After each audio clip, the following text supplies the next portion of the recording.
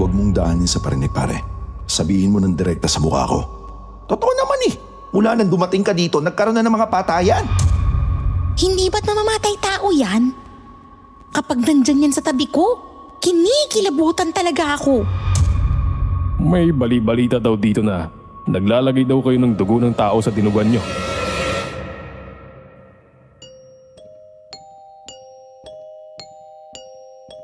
Isang magandang araw sa inyong lahat. Tawagin niyo na lamang ako sa pangalang Rory. 38 years old. May asawa at 3 anak. Nakatira po kami sa isang liblib na bayan sa Rizal. Ang isasalaysay ko po sa inyo ngayon ay nangyari sa kuya ko. Rio ang pangalan niya at panganay sa aming 2 magkapatid. Maaga pa lang ay naulila na kami sa parehong mga magulang. Kaya sa murang edad ay siya na ang nagtaguyod sa akin at tumayong magulang ko. Mabait si Kuya Rio. Masipag, responsable, madiskarte sa buhay. Magaling magluto at maraming alam na gawain, gaya ng pagkakarpentero, pag-aayos ng tubo at pati mga switch ng ilaw o may kinalaman sa kuryente, ay kaya rin niya. Sa madaling salita, jack of all trades ang kuya ko. Kaya naman hindi na iwasan na hangaan siya ng mga kababaihan sa bayan namin. Bukod sa mga katangiang yun ay gwapo rin kasi si kuya at matikas. Batak ang katawan sa gawain. 4 silang matatalik na magkakaibigan.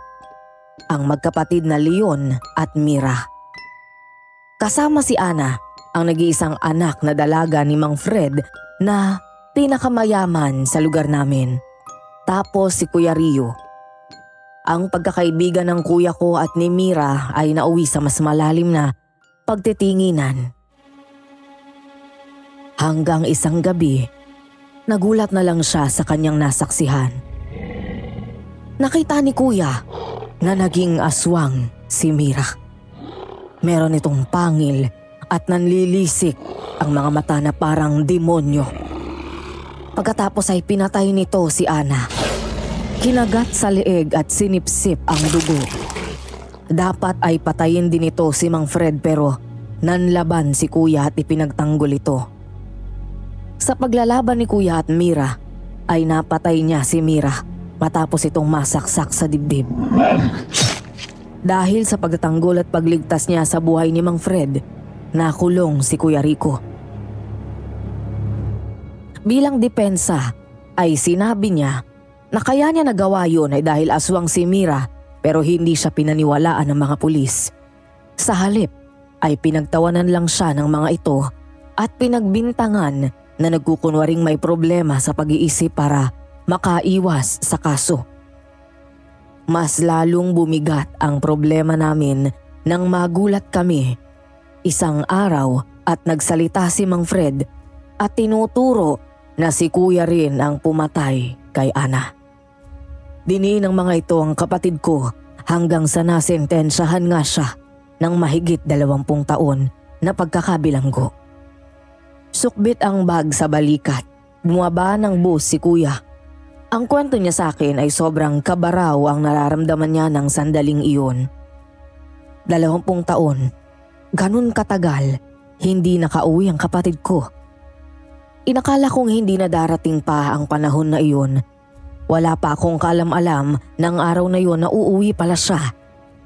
May nakakita lang na kapitbahay namin na bumaba si kuya sa bus kaya dumaan dito sa bahay at sinabi sa akin. Ang kwento sa akin ni Kuya Rio, habang naglalakad pa uwi ay pinagtitinginan daw siya ng mga tao. Pero hindi niya raw iyon pinansin dahil mas lamang ang pananabik nito na makita ang lugar kung saan kami parehong ipinanganak at lumaki. Ilang bahay na lang ang layo niya mula sa amin nang mapahinto raw siya at lumingon siya sa bahay ni Ana.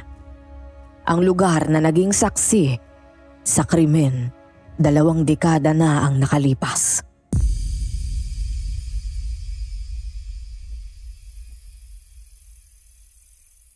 Kuya!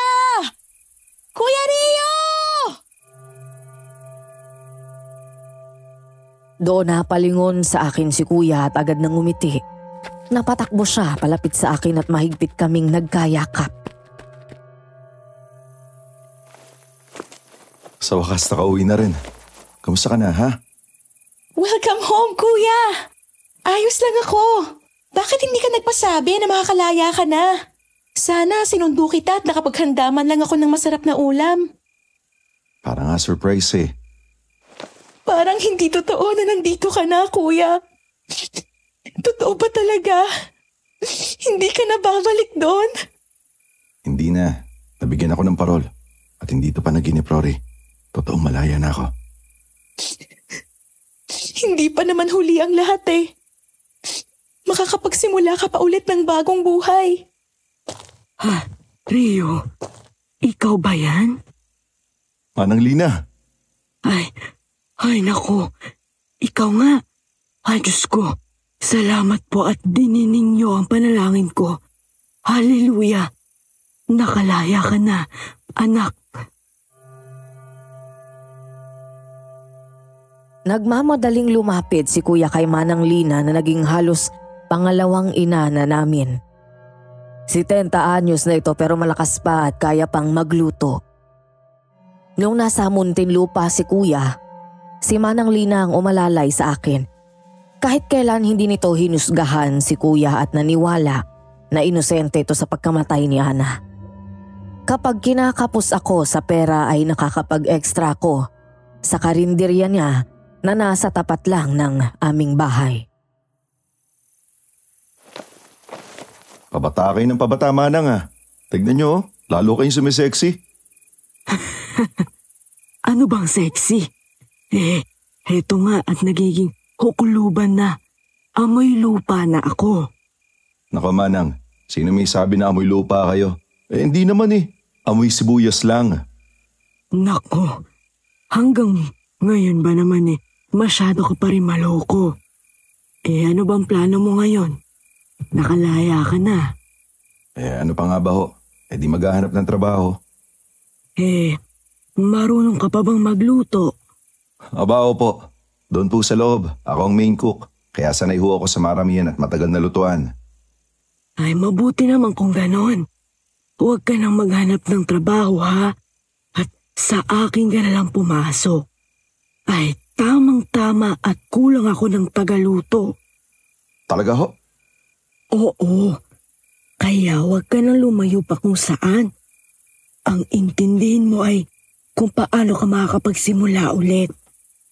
Maraming salamat po, Manang. Mula pa ng mga bata kami ni Rory, hindi nyo na po kami pinabayaan. Napakabuti nyo. Kaibigan ko ang mga magulang nyo at nangako ako sa kanila na hindi ko kayo pababayaan. Isa pa, para ko na kayong mga anak ni Rory. Kaya huwag mo na isipin yun, ha? O siya, umakyat ka na sa inyo at magpahinga ka na. Bukas na tayo mag-usap tungkol sa trabaho mo. Salamat po.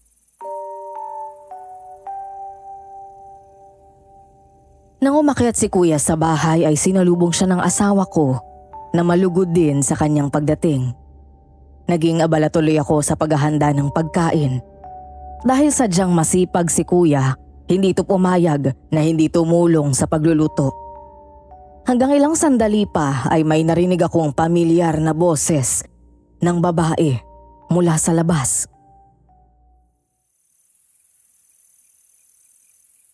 Tao po. Ate Rory. Tao po. Ay, sandali. Si Elaine. Sino yun? Yung apo ni Manang Lina. Agad akong sumilip sa bintana at nakita ko na may dala ito at ang kasama nitong 2 mangkok na may laman na magkaibang ulam. Taas lang kasi ng bahay namin kaya kitang-kita namin ang sinumang dumarating kapag sumilip kami sa bintana.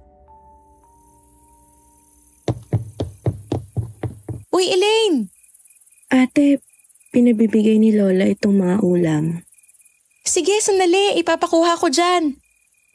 Kuya, pakikuha nga yung dala ni Elaine at baka masunog yung niluluto ko. Hindi ko kilala yun. Nakakaya naman. Sige na, ikaw naman no. Para nga makilala mo na rin. Tutal, kay Manang Lina ka na magtatrabaho.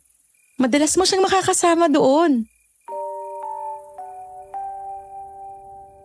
Napilitang bumaba si kuya at ito ang humarap kay Elaine. Mula sa bintana ay pinanood at pinakinggan ko ang unang pagkakakilala ng dalawa. Ay, hello po. Pinabibigay ni Lola itong mga ulam. Paborito niya daw po ito, sabi niya. Nako, salamat ha. Pakisabi kay Manang, nag-abala pa siya. Wala po yun. Kayo po pala si Kuya Rio. Ako naman po si Elaine. Hi Elaine. Pasensya ka na kung hindi kita makakamayan ha. May hawak yung dalawang kamay ko eh.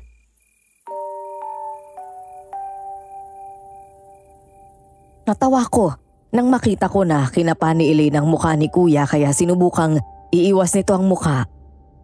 Maganda si Elaine pero ninakaw ng isang aksidente ang paningin nito noong 15 anyos pa lang ito.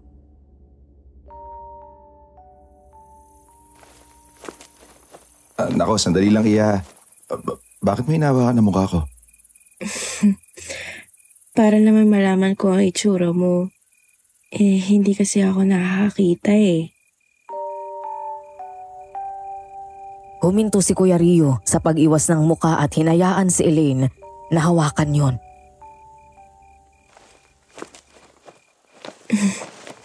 Totoo nga ang sabi ni Lola. Palagi niya po kasi kayong nakakwento noon pa. Sabi niya, pogi daw po kayo. Totoo nga ang sinabi niya. Paano ka naman nakasiguro? Nawakan mo lang naman ang mukha ko.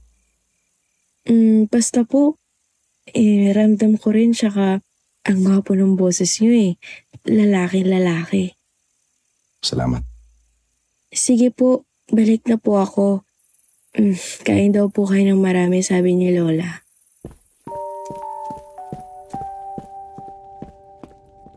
Nataranta pa si kuya dahil bigla na lang itong tumalikod at mabilis na naglakad na para bang nakikita nito ang dinaraanan. Tara na dito, kuya. Okay lang yun. Sanay na siya sa mga daan dito. Kabisado na niya yan. Sa unang gabi ni Kuya Rio sa bahay makalipas ang 20 taon, nanibago ito na para bang unang beses pa lang nitong matutulog doon sa bahay namin.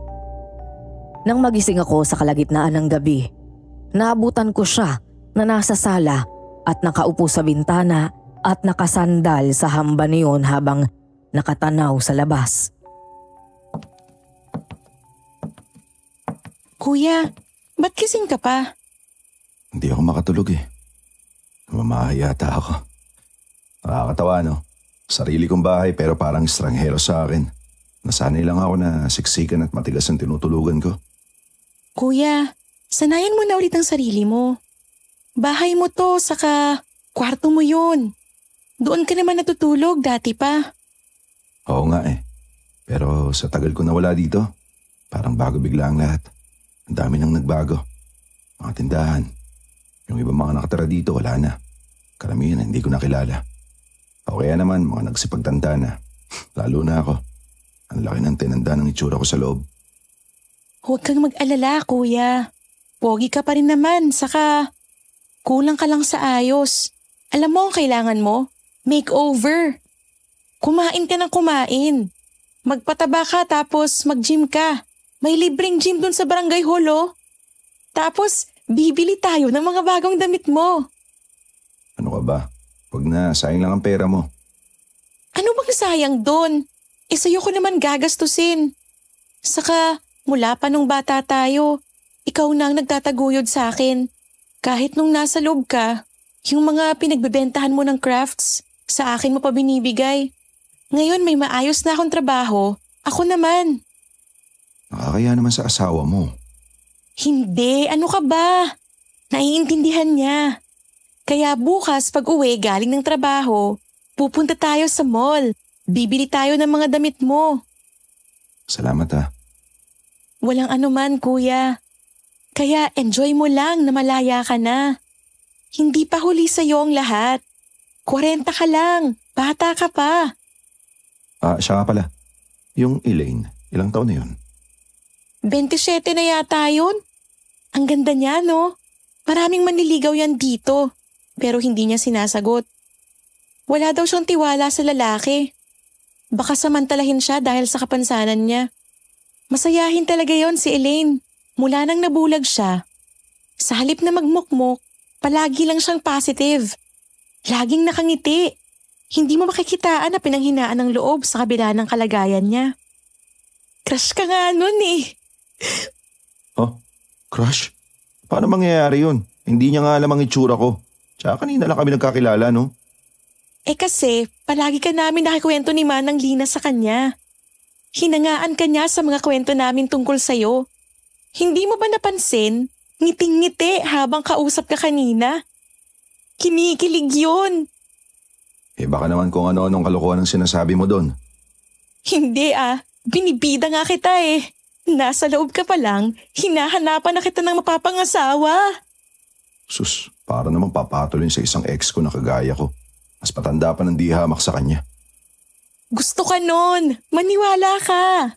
Basta, kapag nakapagsimula ka na kay Manang Lina, kausapin mo lagi. Mabait yun. Palagi pag nakatawa kaya lalong gumaganda eh. Ewan ko na lang kung hindi ka magkagusto sa kanya. Sus, bahala ka dyan. Matutulog na lang ako. Ay kuya, totoo nga. May crush yun sa'yo. Kinabukasan ay pumunta si Kuya kay Manang Lina para kausapin ito sa magiging trabaho ni Kuya. Kumusta naman ang unang gabi mo na malaya ka? Medyo naninibago pa ho. Ay, hayaan mo at masasanay ka rin. Siya nga pala. Tungkol sa trabaho mo dito, mga 5:00 ng umaga dapat nagsisimula na tayo magluto dahil 9:00 ng umaga ang bukas natin. Ano bang mga ulam na alam mong lutuin? Halos lahat po ng Filipino food. Basta po sabihin niyo lang po sa akin. Ay, mabuti kung gano'n anak. Hindi na ako mahihirapang magturo. Kung may gusto kang lutuin na bago, sabihin mo lang sa akin ha. Ay, siya nga pala. Yung paborito ng mga customers natin dito ay yung dinuguan ko. Ako na palang bahala doon pero ituturo ko pa rin sa'yo kung paano lutuin. Pati yung sekreto ko. Para kung sakaling nawala ako, hindi magbabago ang lasa ng tinda natin, ha? So si Manang naman kung ano sinasabi. Bukas ba pwede ka namang magsimula? Abaw po. Ngayon narito ka na. Baka naman pwede mo palaging kausapin at samahan itong apo ko. Dahil nga bulag, lagi lang nasa bahay yan. Nakakakilos naman siya sa loob. Naglilinis ng bahay at nakakapagugas ng pinggan. Kasi kabisado niya sa loob. Ang gusto ko lang na kahit papano malibang siya. Sige po, wala pong problema. Palagi nga kita kinikwento dyan sa batang iyan. Kaya kahit hindi pa kayo nagkakilala parang kilalang kilala ka na niya. Sabi nga po ni Rory, kakaya naman Manang. Ay, ano bang nakakahiya doon? Kabarillo, dalaga pa yan si Elaine. Baka gusto mo ligawan. Naku Manang, sa ganda ng apo nyo, baka hindi ako pansinin yan. Pogi ka naman, anak. Manang talaga Manang, sino pa lang namimili sa palengke? Kadalasan si Leon. Pero naghahanap nga ako ng ibang pwedeng gumising ng 3:00 ng madaling araw para pumunta sa palengke. Palagi kasing tanghali gumising yun. Kaya madalas hindi sariwa o pangit yung gulay at mga karne na bibili. Natigilan si Kuya nang marinig ang pangalan ni Leon. Siya ang kapatid ni Mira. Ang dating girlfriend niya na hindi namin alam na aswang pala at napatay ni Kuya. Dati matalik silang magkaibigan pero dahil sa nangyari, nasira iyon. Hindi sigurado si Kuya Rio ng mga sandaling yun kung alam ni Leon na nakalaya na siya. Oh, hindi pa ba kayo nagkausap? Hindi pa po eh. Hindi na rin po ako aasa na mag-uusap kami pagkatapos ng nangyari. Ay, ang pinagdarasal ko lang, sana magkapatawaran na kayong dalawa. Yung tungkol po sa pamamalengke, kahit ako na lang din po yung mamalengke. Magsasama na lang po ako na makakatulong para sa pagbubuhat. Sanay naman po akong magising na maaga dahil ako po yung cook doon sa loob. Ay, mabuti naman kung ganon. Salamat, Rio, ha? Ay, mamayang gabi, pag sarado natin, ibibigay ko sa iyo ang listahan at pera, ha? Sige po. Ang sabi ni Kuya Rio sa akin, nang magsimula siya sa trabaho kay Manang Lina ay parang nabuhay ang dugo niya. Kaya naman naging ganado siya sa pagluluto. Adobo, kaldereta, sinigang na baboy at kung ano-ano pa. Para daw siyang hindi nakakaramdam ng pagod habang nagtatrabaho. Lalo pa daw siyang ginanahan nang purihin ng mga customer ang luto ni Kuya. Pero sa kabila ng lahat ay hindi ko pa rin makita ang dating kinang sa mata niya. Hindi na rin ito palangiti. Hindi kagaya dati na masayahin. Ngayon ay malungkot pa rin ang mga mata nito. Ano sabi mo? Masarap. Aba may bago akong cook. Naalala mo ba si Rio? Oo, nakalaya na nung isang araw. Ang sarap ng luto, no? Kung noong lumabas siya ay may takot si Kuya sa maaaring maging reaksyon ng mga tao sa bayan sa kanyang pagbabalik. Nabawasan daw yun nang sa bawat mga taong nakakakilala sa kanya doon ay malugod siyang binabati.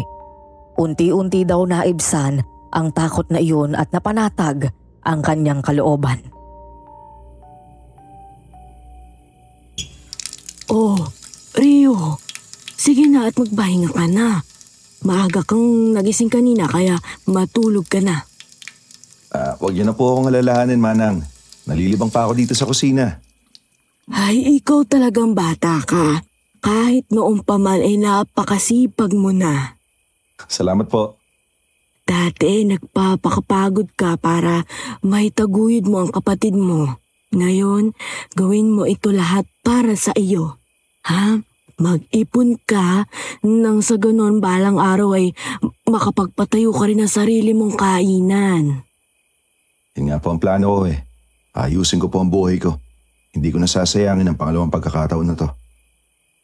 Ay, hindi pa huli ang lahat, anak.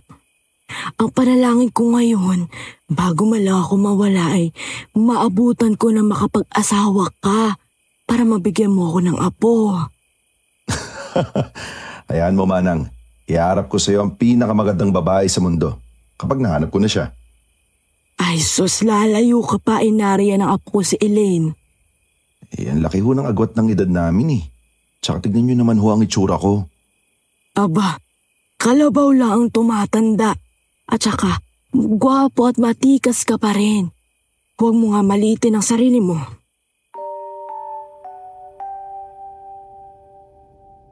Napahinto si Kuya Rio at Manang Lina sa pag-uusap nang biglang dumating si Leon. Natahimik ang lahat at nagtinginan sa kanilang dalawa. Hindi kaila sa mga tao roon ang nangyari ng gabing mamatay si Mira. Kilala silang apat dito sa bayan na matatalik na magkakaibigan. Iyon din ang unang beses na magkita si Kuya Rio at Leon matapos ang 20 taon. Oh, nakalaya ka na pala. Musta, Leon? Hindi nito sinagot si Kuya. Sa halip ay binalingan ni Leon si Manang Lina. Manang, narito naman pinabibili niyo. Salamat. Pakilagay na lang doon sa mesa. Kung wala ka nang gagawin ay lumakad ka na. Asikusuhin mo na yung isa pang binapagawa ko sa iyo, ha? Apo, alis na ako.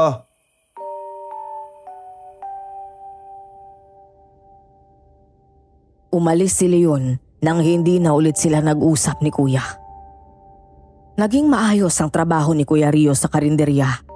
Madali naman siyang naging komportable dahil halos mga kakilala na namin ang mga customer doon na kumakain. Mula sa kusina ay sumilip si Kuya nang marinig ang maraming boses mula sa labas.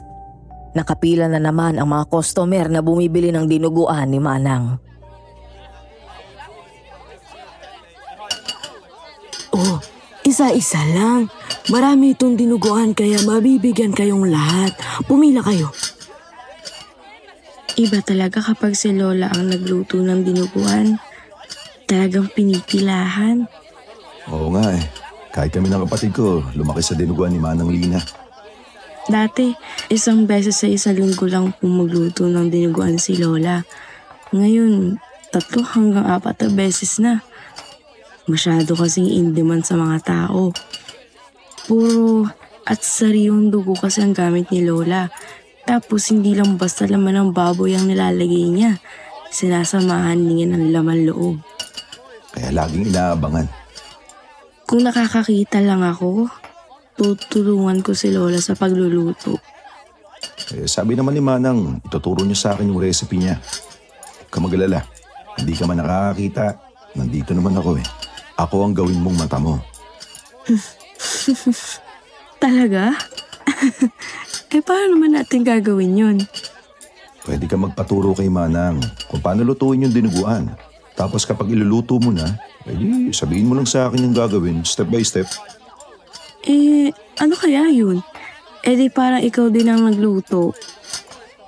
Kamay at mata ko lang ang gamit. Pero ikaw naman ang nagturo ng steps. Hindi ka naman pwedeng maghiwa ng rekado dahil baka masugatan ka. Hindi ka rin pwedeng lumapit sa kalan dahil baka naman mapaso ka. Kung tuturuan mo akong magluto at maghiwa, sa tingin ko kaya ko naman. Basta may aalalay sa akin. Sige ba? Sinabi mo yan ha?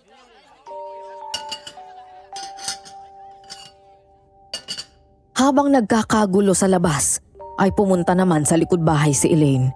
Si Kuya Rio naman, nagdesisyon siya na magpahinga matapos ng mga putahe na kanyang niluto. Susunod sana siya sa likod nang may marinig siyang usapan ng 2 tindera nila tungkol sa kanya.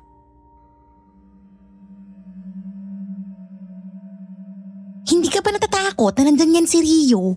Hindi ba't mamamatay tao yan? Diba yumaman yan noon na pinatay yung kapatid ni Leon? Ako, naku! Ewan ko na lang sa'yo. Kapag nandyan yan sa tabi ko, kinikilabutan talaga ako. Imbento lang naman niyang kwento na aswang daw si Mira. Ang sabi nila, ang totoo daw, may relasyon daw si Rio sa kayong Ana. Nakaibigan nila at anak ni Mang Fred. Nahuli daw ni Mira tapos para hindi maipagkalat ni Mira na manloloko si Rio, pinatay siya. Di ko nga alam kung nakain itong si Manang Lina at yun pang nakuwang tagaluto. Pero sayang no, gwapo pa rin kahit may edad na. Gwapo nga, mamamatay tao naman. Sa halip na itama ni Kuya ang narinig niya ay minabuti na lang niyang wag nang kumibo. Pero napatingin siya kay Elaine nang bigla itong magsalita. Hindi ba kayo nahihiya sa mga pinagsasabi niyo? Ate Elaine, nandyan ka pala? Oo, at rinig na rinig ko ang mga pinag-uusapan niyo. Anong karapatan niyong magsalita ng ganyan kay Rio? Akala niyo alam na alam yung nangyari noon. Mali-mali naman ang mga pinagsasabi niyo. Halatang nakikinig kayo sa mga chismis. Naroon ba kayo nung gabi na yon? Maaaring mali ang ginawa niya pero hindi sapat yun para husgahan niyo ang pagkatao niya. Akala niyo kung sino kayong malinis makapagsalita na parang walang karapatan ng mga gaya niya na magbagong buhay. Pasensya na te. Saka, bakit kayo nagchichismisan dito sa likod? Ang dami-daming customers doon at nag-iisa si Lola na nag-i-estima ng mga bumibili. Makakarating ito lahat kay Lola. Nataranta ang 2 tinderang pumasok sa loob. Nagulat pa ang mga ito nang makita si Rio at mapagtanto na narinig ni Kuya ang mga pinagsasabi nila. Niya mo na lang sana sila, Elaine. Nariyan ka pala. Naku, pasensya ka na sa kanila. Hayaan mo, magsusumbong ako kay Lola mamaya. Hindi na, okay lang naman ako.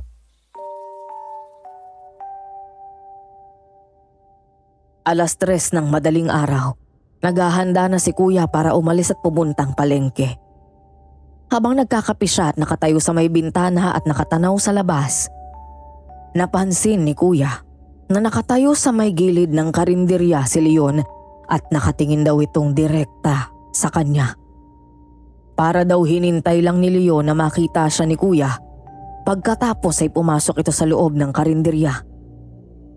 Lalong nagtaka si Kuya dahil mula nang nagtrabaho siya roon ay sa kanya na rin ipinagkatiwala ni Manang Lina ang pamamalengke. Kaya wala siyang maisip na dahilan para pumunta roon si Leon. Ano kayang ginagawa ni Leon sa karinderya? Sandali nga't mapuntaan, baka pinapasama sa akin ni Manang. Minadali ni Kuya ang pag-ubos nito sa kape saka nagmamadaling bumaba ng bahay. Palapit pa lang daw si Kuya sa karinderya nang matigilan siya sa paglalakad matapos lumabas si Leon na may dalang kaldero na kapareho ng kalderong pinaglalagyan nila ng dinuguan. Hindi na raw nakita si Kuya na dati nitong kaibigan at naglakad ito papasok sa kakahuyan. Ano kayo gagawin niya dun? Delikadong pumasok dun ah. Baka mamaya kung ano mabangis na kayo pa makasalubong niya. Hindi na raw sinundan ni Kuya si Leon. Pero nagtaka siya nang sumilip si Manang sa pinto at ito mismo ang nagsarado nun. Gising pa si Manang?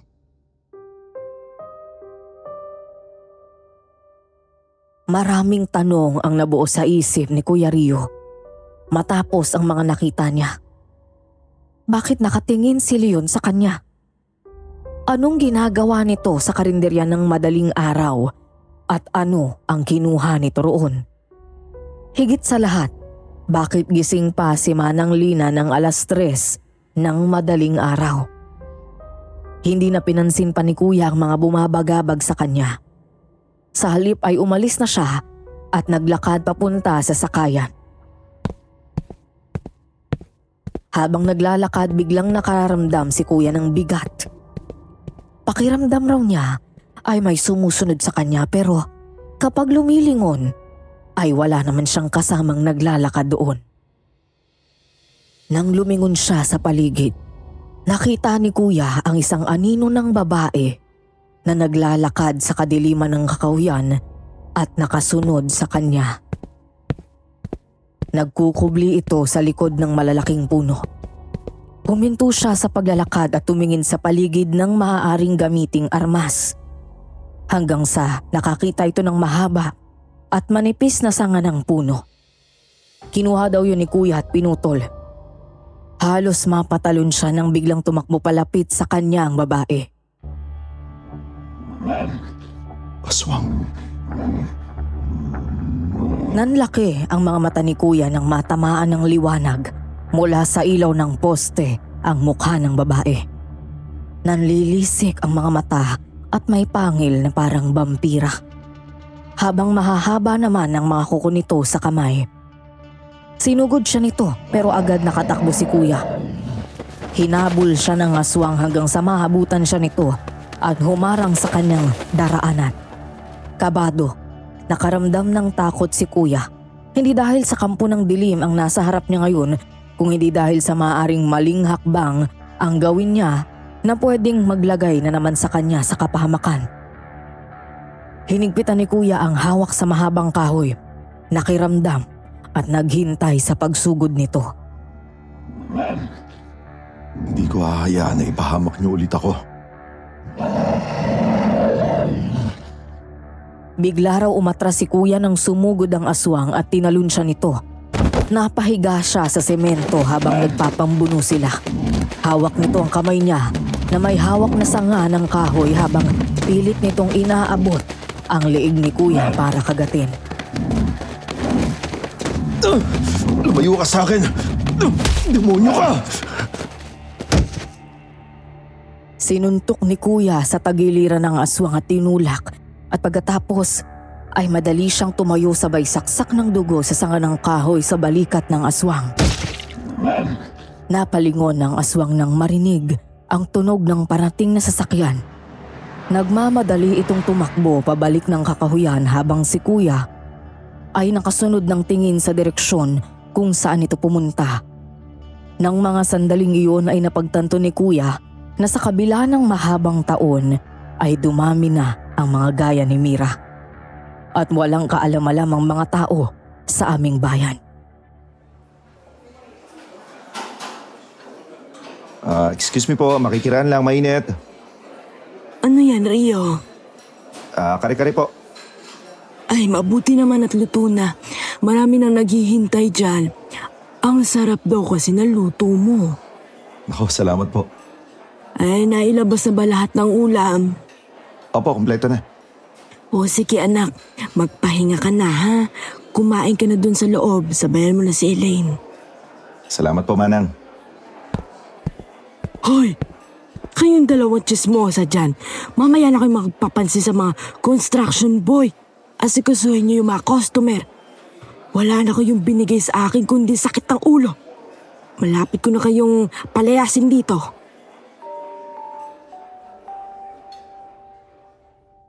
Bumalik si Rio sa kusina at kumuha ng natirang ulam na tinabi niya. Pagkatapos ay pumasok siya sa loob ng bahay ni Manang Lina. Elaine, halika na, kain na. Sabay na tayo. Nandyan na. Ayon kay Kuya Rio, habang tumatagal na nagtatrabaho siya sa karinderya ni Manang Lina, ay mas lalo silang nagiging malapit ni Elaine. Napatakbo si Kuya paakyat ng maulinigang pababa ito ng hagdan.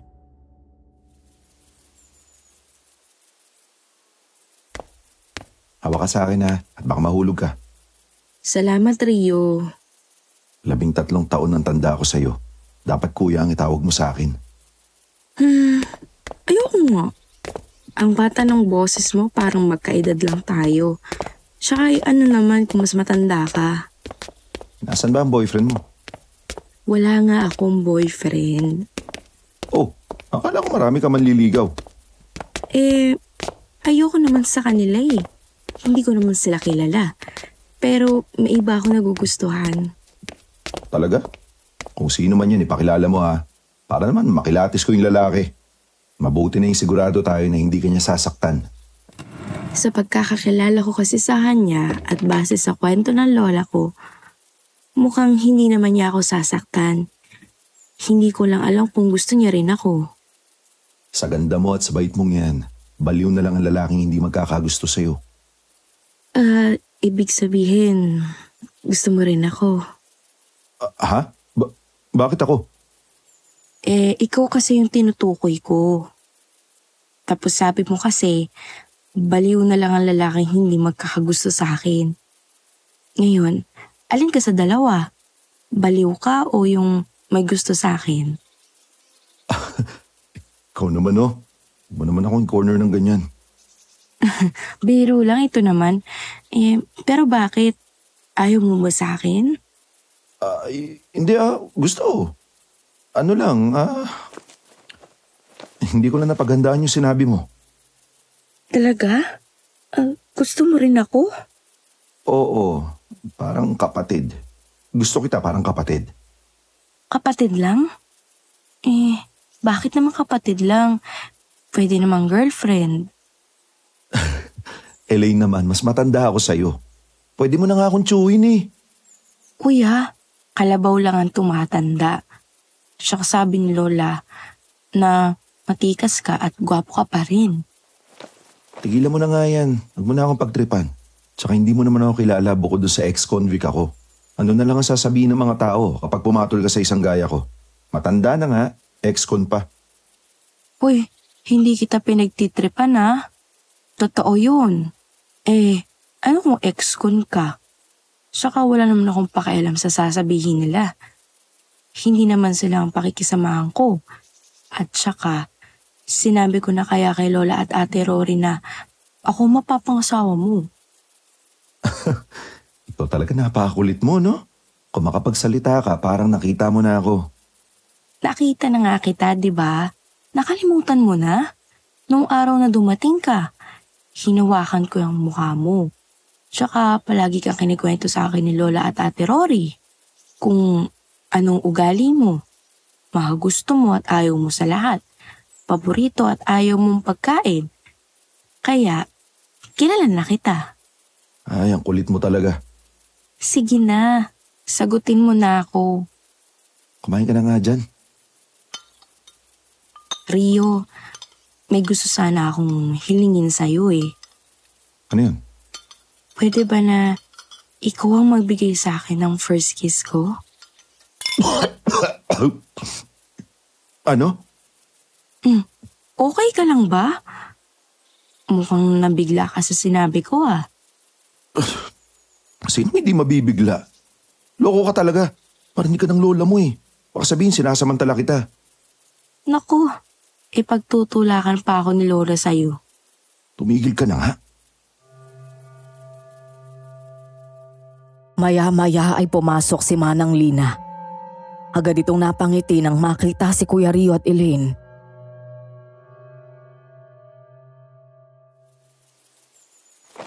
Manang, kain ho. Ay, sige at busog pa ako. Anong kinukulit ba nitong apo ko? Medyo po. Lola, ayaw niya maniwala na pinagkasundo ko na yung sarili ko sa kanya na mapapangasawa niya. Ay, naku Rio. Pasensya ka na dito kay Elaine. Dahil palagi ka naming nakikwento sa kanya ni Rory noong nasa loob ka pa. Mukhang na-inlove sa itong dalaga ko. Palagi niya yan sinasabi sa amin na ikaw daw ang mapapakasawa niya. Kaya ayaw sagutin ng mga manliligaw.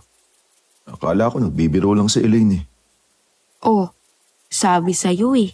Ikaw lang ang ayaw maniwala. Para kang isa sa mga bidang lalaki na napapakinggan ko sa mga nakakakilig na teleserye at pelikula. Pero ikaw, sa mga kwento ni Lola at Ate Rory. Kumbaga, sa madaling salita, na love at first sight ang puso ko sa'yo. Di ba Lola? Pagpasensyahan mo na itong apo ko at makulit talaga to. Ayaw pa niya akong sagutin, Lola. Ay, ligawan mo pa ng husto. Kaya mo nang magpakipot. Manang talaga oh. Kinukonsinti niyo pa si Elaine. Siya nga po pala. Nakita ko po kayo kaninang madaling araw na may inabot na kaldero kay Leon. Ano po ba yun? Nagluluto pala kayo sa madaling araw? Kitang-kita daw ni Kuya kung paano biglang nawala ang ngiti ni Manang Lina at naging mailap ang mga mata. Pagkatapos ay naging balisa ito.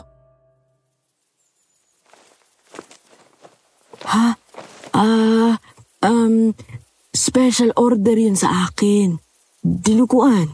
Pinadeliver ko kay Leon. Sa gubat? May magka-camping kasi doon. Magsiswimming daw kasi sila sa Daranac Falls. Bakit hindi niyo pa sinabi sa akin? Sana ako na lang gumawa, imbis na nakakapagpahinga kayo. Konti lang naman yun. O siya, sige. At marami pang customer sa labas. Ay, Lola, nabalitaan niyo na ba? Tungkol saan naman? May nakitang patay kanina dun sa kabilang bayan. Sabi sa akin kanina ng tindera natin. Lalaki daw yung namatay, parang may malaking kagat sa leeg tapos busan dugo. Parang kinuha din daw ang laman loob. Anong oras na lang nakita yung bangkay? Ang sabi sa akin kanina umaga daw. Sabi pa ng pulis, mahigit 7 oras na daw nakita yung patay ng mga street sweepers Napaisip daw si Kuya, kasabay ng pagbalik sa isip nito ng aswang na sumalakay sa kanya ng gabing yun. Ibig sabihin ay may pinatay muna ito bago siya sinundan nito. Hanggang sa sandaling iyon ay walang ibang sinabihan si kuya ng nangyari bukod sa akin.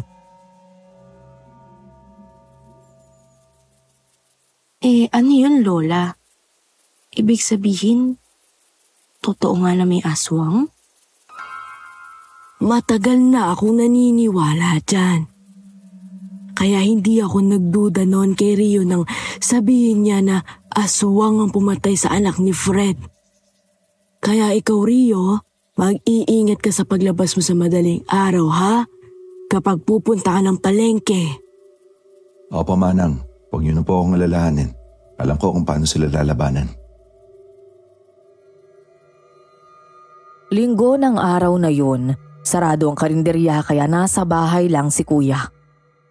Nagising siya ng umagang yun na tahimik at malalim ang iniisip.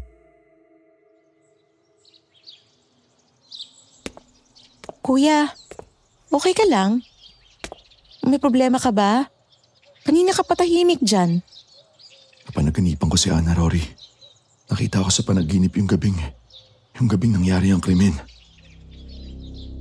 Baka may gusto siyang sabihin sa'yo, kuya. Ayoko na sana magkaroon ng kahit anong kaugnayan sa kanya. Si Mang Fred pala, nakasalubong ko noong isang araw. Nakikiusap, baka pwede ka daw makausap. Bakit daw? Siguro kakausapin ka dahil sa nangyari. Katapos siya magsinungaling sa korte na hindi aswang si Mira at sinabi pa na pinatay ko si Ana. Ngayon gusto niya ako makausap? Kakausapin mo lang naman eh.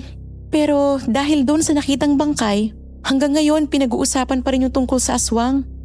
Naungkat tuloy ng mga matagal nang nakatira dito yung kaso mo. Parang medyo naniniwala na sila noon. Wala na akong pakialam kung maniwala sila. Nasira na ang buhay ko dahil hindi nila ako pinaniwalaan noon. Kuya, kung aswang si Mira, hindi kaya aswang din si Leon? Magkapatid sila eh. Wala ka bang napapansin na kakaiba sa kanya? Hindi kami masyado nag-uusap pero ilang araw na ang nakakalipas. Nakita ko siya na nakatayo sa may karinderya at nakatingin dito sa bahay. Tapos umalis.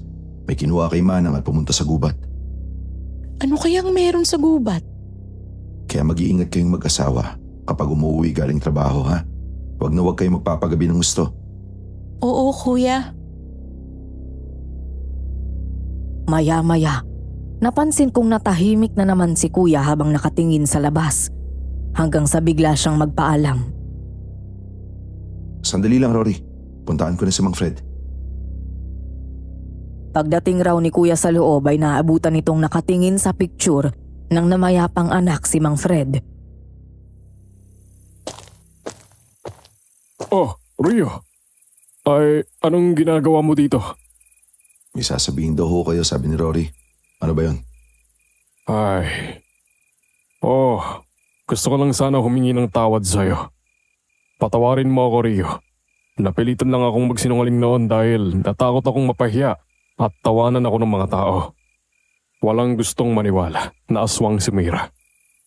Kaya niyo ako dinin sa pagkamatay ni Ana? Kung hindi dahil sa akin, patay ka na rin. Dahil sa pagliligtas ko sa buhay mo, pinatay ko si Mira at nakulong ako dahil sa'yo. Pero anong ginanti mo? Nagsinungaling ka. Sinira mo ang buhay ko. Sinabi mo sa mga pulis na hindi totoo ang sinabi ko na aswang si Mira. Kahit na naroon ka ng gabing yon at nakita mo ang lahat. Anong klaseng tao ka? Nasaan ang konsensya mo? Ang lahat ng galit at sama ng loob na kinimkim ni kuya sa mahabang panahon ay lumabas ng sandaling yun. Namalaya na lang daw niya ang sarili na umiiyak sa sobrang galit. Naging mabuti ako sa inyo. Naging mabuting kaibigan ako ng anak mo. Kinalang at nirespeto ko kayo na parang magulang ko pero anong ginawa niyo? Sinira niyo ni Mira ang buhay ko. Ang akala daw ni kuya ay kaya na niyang magpatawad ng mga sandaling yun. Pero hindi pa pala.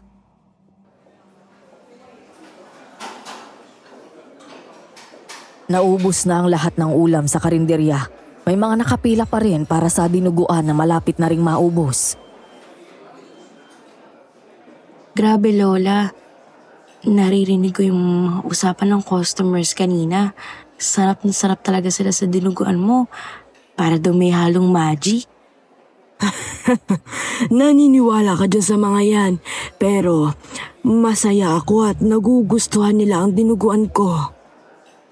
Manang, ang totoo ho niyan may naririnig po kaming usapan sa paligid tungkol sa tinuguan natin. Anong sabi nila? May nagre-reklamo ba? Wala naman ho. Dahil nga doon sa nakitang bangkay ilang araw na ang nakakalipas. Ang sabi ng mga ibang chismosa dyan, may halo daw dugo ng tao itong dinuguan natin kaya sobrang sarap. Baka daw po, kayo yung aswang. Abay, mga tinamaan ng kababuhan yung mga chismosa na yan. Kung hindi ba naman sila isa't kalahating hindi nag-iisip kung aswang ako hindi ko mailuluto ito dahil may bawang at asin ito. Takot ang aswang dyan kaya paano ko mailuluto ito? Ay, oo nga no. Nako Manang, wag na po kayo magpa-apekto dyan. Ay, makang walang magawa sa buhay.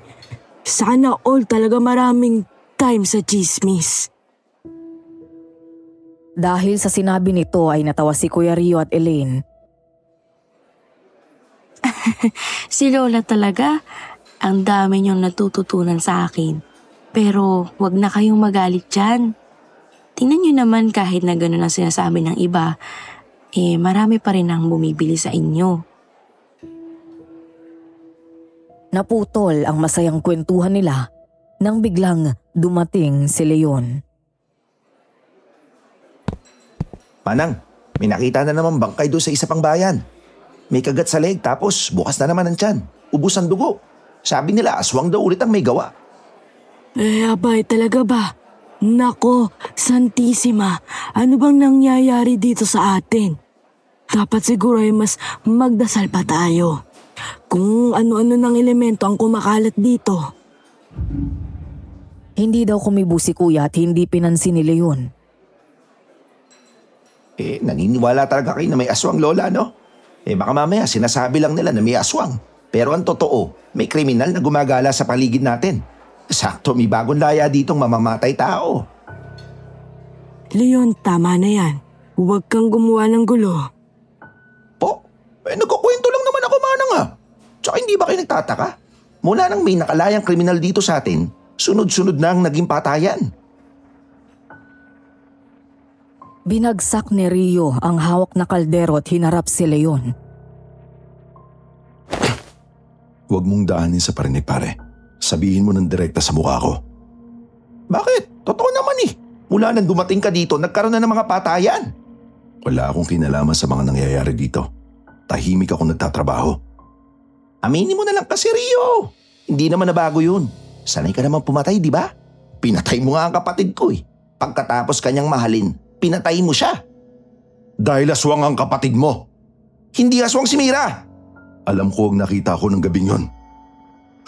Hanggang ngayon pinaninindigan mo pa rin yan? Sa halip na humingi ka ng tawad sa akin dahil sa ginawa mo. Sa halip na magsisi ka. Hindi ko kailanman pagsisisihan ang ginawa ko dahil pinigyan ko lang ng katarungan ang pagkamatay ni Ana at may buhay ako niligtas. Ikaw ang salot dito Mamamatay tao. Hindi tao ang pinatay ko. Aswang. Ikaw, Leon, di ba kapatid ka ni Mira? At madalas kitang nakikitang pumapasok sa gubat ng madaling araw?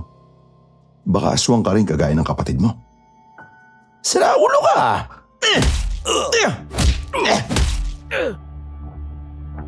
Nagsigawan ang lahat ng biglang suntukin ni Leon si Rio. Nang muling sumugod ito ay agad nakaiwas si Kuya. Ang kwento niya sa akin ay hindi siya gumanti ng suntok pero sa bawat sugod ni Leon ay iniiwasan niya ito kaya sumusubsub ito sa lupa. Dahil napapahiya ay lalo itong nagalit kay Kuya. Halika dito kung talaga matapang ka. Gumanti ka ng suntok. Halika dito! Pasensya ka na, pare Pero hindi nasusukat ang tapang sa kamao. At hindi tayo magkatulad. Susugod dapat ulit si Leon pero naawat na ito ng mga kapitbahay namin. Umalis ka dito, Leon. Bakit ako ang pinapalis nyo? Ay, sige na, umalis ka na. Rio, okay ka lang? Oo, okay lang ako. Sumama ka kay Elaine sa loob ng bahay at lagyan mo ng yelo yung mukha mo para hindi mamaga. Hindi na, ayos lang ako kahit sa bahay na. Sige na, sumama ka na. Halika na, Rio. Hawak ni Elaine ang cold compress at maingat nitong kinapa ang mukha ni Kuya para alamin kung saan ito nasuntok ni Leon. Hinayaan lang daw ni Kuya si Elaine sa nais nito. Nilapat nito ang malamot na palad sa kanang pisngi niya.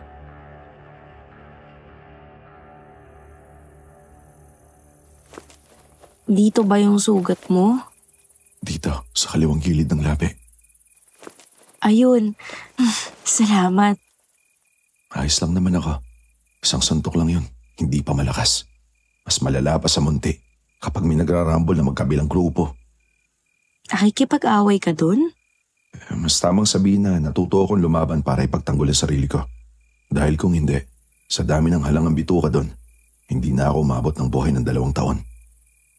Kahit kailan talaga ay wala akong tiwala dun kay Kuya Leon. Nayayabangan ako sa kanya. Mabait naman yan nun eh. Nagbago pagkatapos mamatay ni Mira.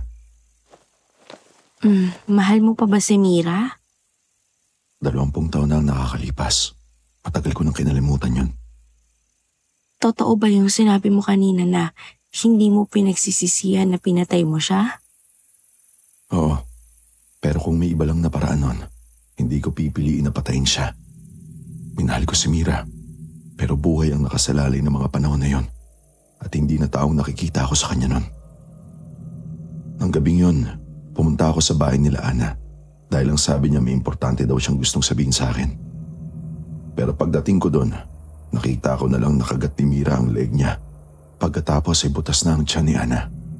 Doon ako sumigaw at nakuha ko ang atensyon ni Mira. Ibang Mira ang nakita ko ng gabing yon. Mukha siyang demonyo sa halip na mukha ng babaeng mahal ko. Alam ko na hindi na siya yon at espiritu na ng kadiliman ang nasa kalooban niya.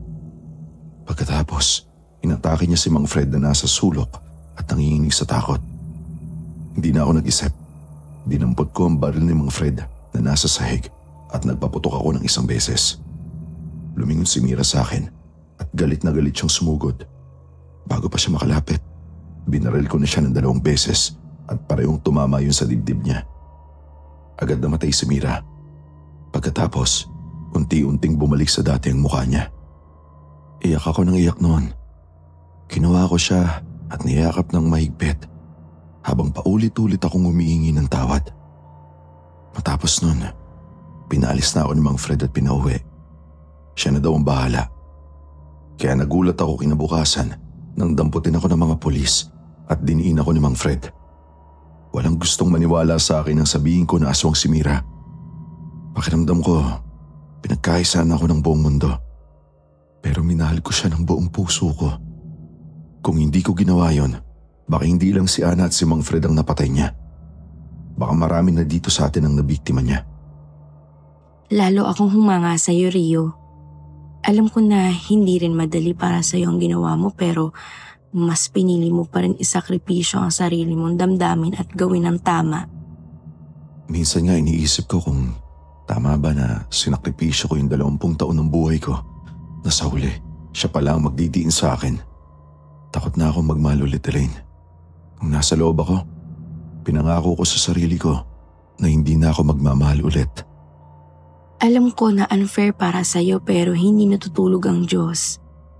Rio, nakikita niya ang mga ginawa mo. Ang kabutihan ng puso mo. Alam niya ang paghihirap mo. Balang araw, magiging mas maayos ang buhay mo. Makakabangon ka rin. Minsan nga gusto ko na lang siyang sumbatan eh. Gusto kong itanong sa kanya kung naging masamang tao ba ako.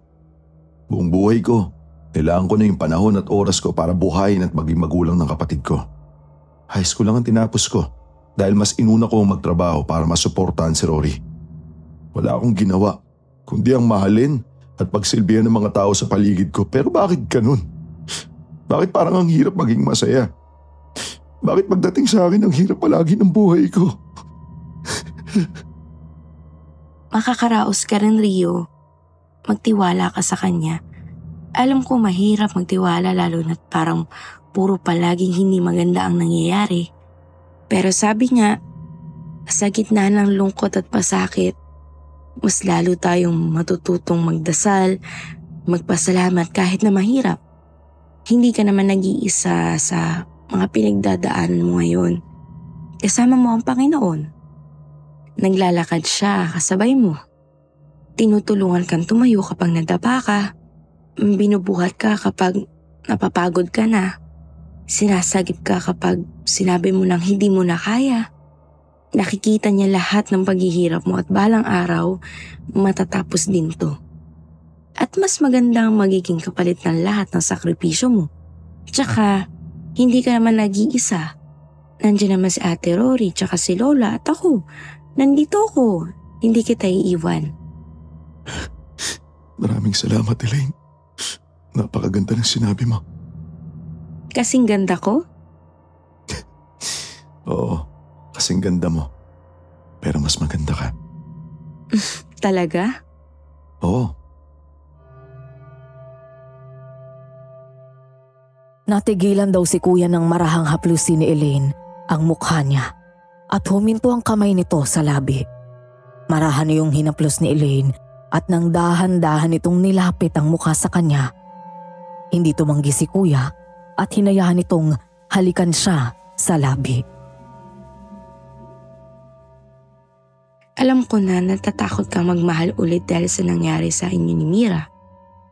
Pero wala kang dapat katakutan. Rio, iba ako kay Mira. Tao ako. Normal at hindi kita sasaktan. Paningin lang ang wala sa akin pero kaya kitang mahalin ng buo. Malaki ang agwat ng edad natin at isa akong ex-convict. Wala akong pakialam. Ang kulit mo talaga. Halika nga dito. Napangiti na lang daw si kuya matapos ay niyakap ni Elaine at hinalikan ito sa labi. Nang mga sandaling yun ay sinuko na rin ito sa wakas ang puso para sa bagong pag-ibig. Isang bagay na inakala ni kuya na habang buhay na niyang tinalikuran. Dahil sarado ang karinderya kinabukasan, alas 9 na ng gabi pero gising pa si kuya at nagiinuman kasama kami ng asawa ko. Kasama naman ito si Elaine at nakaupo sa tabi ni kuya. Masayang masaya ko nang malaman ko na girlfriend na nito si Elaine.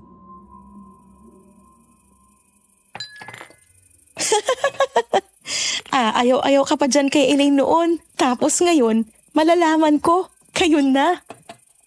Hindi ko na pinakawalan, ate. Sabi ko sa'yo ako talaga magiging manugang mo. Wala nadaan ako sa ngiti. Hindi lang yun, ate. Hinalikan ko agad nung may pagkakataon ako. Hindi din naman siya umiwas. Ibig sabihin, gusto niya rin ako.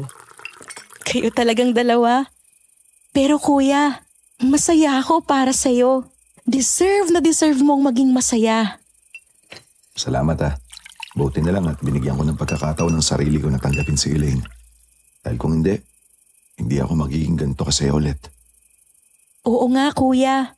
Mula nang bumalik ka, ngayon lang kita nakitang ngumiti ng ganyan. Kaya Elaine, maraming salamat at kinulit mo ng kinulit si kuya.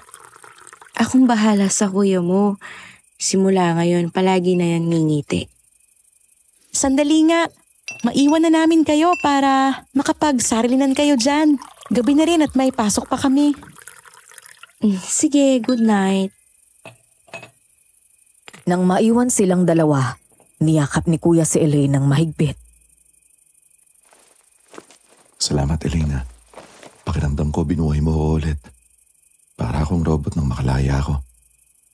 Kala ko kahit nasa labas na ako, wala nang tatanggap sa akin. Nararamdaman ko na masaya ka nga. Sayang hindi ko nakikita na nakangiti ka. Hawakan mo ako sa mukha. Tapos isipin mo ang itsura ko kapag nakangiti ako. Ang pogi? Ano ba daw ang sabi ng doktor? Hindi ka na ba daw makakakita? Itong mata ko, wala nang chance na makakita pa. Eye transplant. Pwede naman daw. May chance na makita ako kapag nagpa-transplant ako pero ang mahal eh. Kulang-kulang kalahating milyon. Wala naman kaming perang ganong kalaki. Si Lola na lang ang nagtatrabaho. Nag-iisang anak lang naman niya ang papa ko tapos nauna pang mawala kaysa sa kanya. Pag-iipunan ko yan. Sa susunod na sweldo, pupunta tayo sa doktor tapos magtatanong tayo ng lagay ng mata mo. Tatanong natin kung magkano magagastos sa eye transplant tapos pag-iipunan natin, okay? Talaga? Gagawin mo para sa akin yun? Oo naman. Gusto ko na makita mo ulit kung gaano kaganda ang mundo kahit na naglipa na ang aswang dito. Gusto ko makita mo ulit kung gaano kakaganda. Gusto ko ikaw ang una kong makita kapag naoperahan na ako. Mangyayari yun. I love you, mahal. I love you din, mahal. Mahal, gusto ko magpunta ng banyo. Halika, samahan na kita.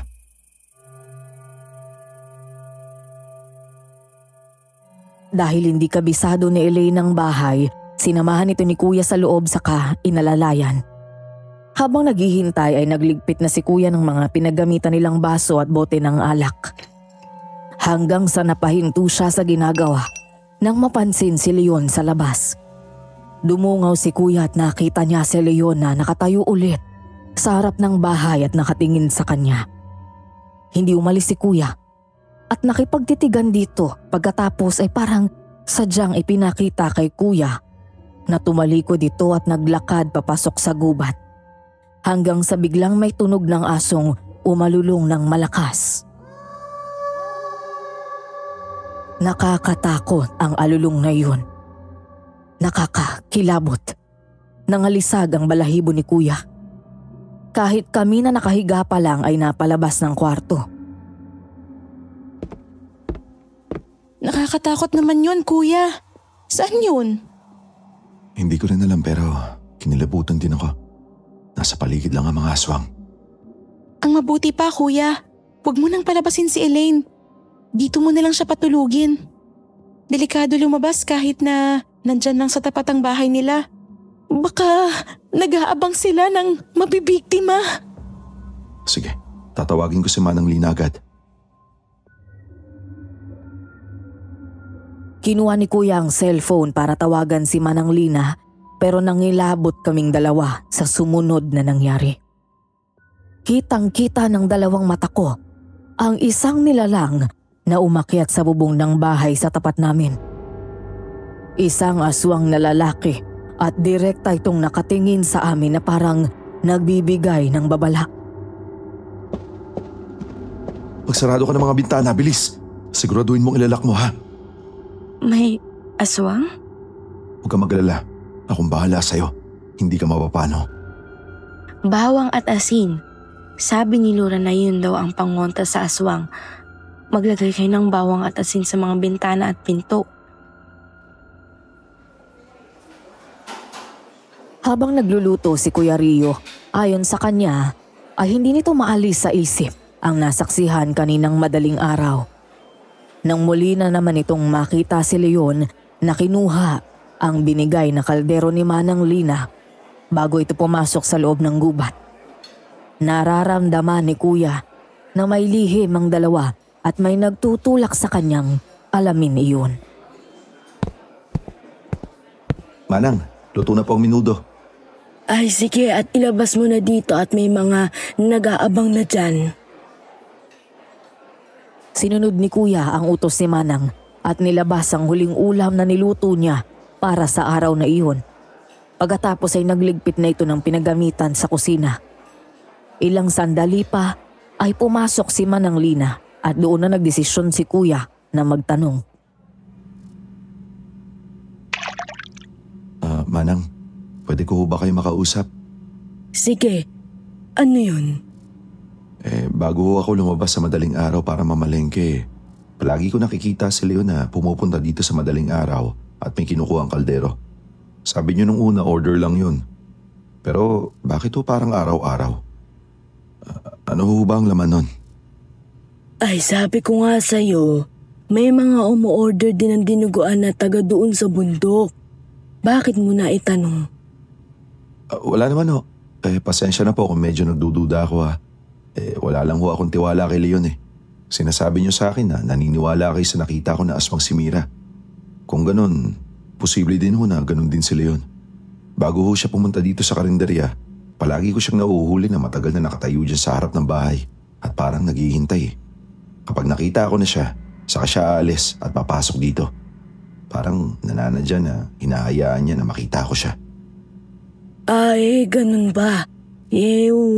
Wala naman ako napansin na kakaiba sa kanya.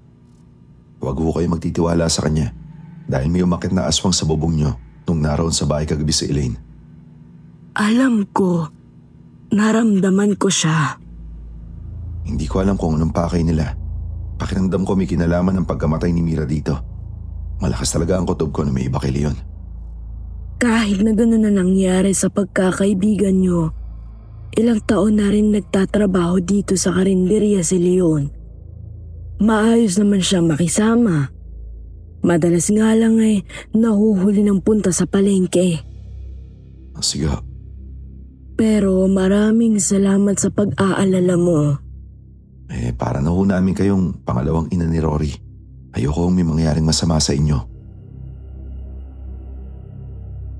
Ngumiti lang si Manang Lina sa akin pagkatapos ay marahan akong tinapik sa pisngi. Maya-maya ay biglang nagkagulo sa labas kaya napalabas si Kuya. Nang sumilip ay nakita nitong nagtatakbuhan ng mga kabataan papasok sa kakahuyan malapit sa bahay nila Ana. Kasunod ang mga pulis.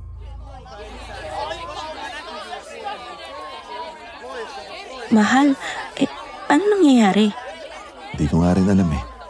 Pupuntahan sila sa kakahuyan. Sandali, alamin ko lang ha. Sama ako. Hindi na, dito ka lang kay Manang Lina.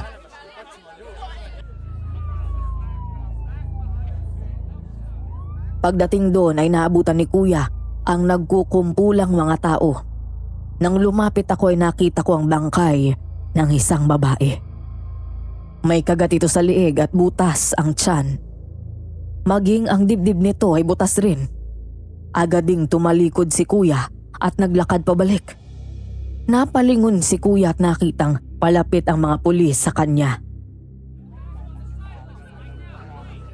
Ikaw ba si Rio? Ako nga po. Ikaw yung nakulong na taga rito na nagsabi na may aswang daw dito. Ano pong kailangan nyo? Alam mo ba kung sino ang may gawa nito? Napalingon si Kuya dahil may mga kapitbahay na naroon sa paligid at nakikinig sa kanila. Sinagot nyo na rin po yung tanong nyo. Matagal ko na sinasabi sa inyo na may aswang dito sa bayan na to. Ang pinatay ko 20 taon na ang nakakalipas. Hindi na si Mira na girlfriend ko. Isa ng demonyo yun. Pero hindi kayo naniwala. Ngayon, tsak na marami na sila. Ano ngayon ang gagawin nyo? Alam mo ba kung saan ang kuta nitong mga sinasabi mong mga aswang? Kilala mo kung sino sila? Hindi ko alam. Pero minsan na akong sinalaki ng aswang at sa gubat sila palagi nang gagaling. Pero hindi ko alam kung saan doon eksakto. Kung ganon, maaari mo ba kaming tulungan maganap? Pasensya na ho. Dahil yung huling beses na nagmagandang loob ako, 20 taon na pagkakakulungan na pala ako. Kaya nyo na yan. Total trabaho nyo yan. Matapos yun ay iniwan na daw ni Kuya ang mga pulis at bumalik sa karinderya. Rory, alis na ako ha. Sarado mo agad yung pinto pagkalabas ko. Maglock ka. Sige Kuya, mag-iingat ka ha. Dala mo ba yung binigay ni Elaine? Oo, nandito.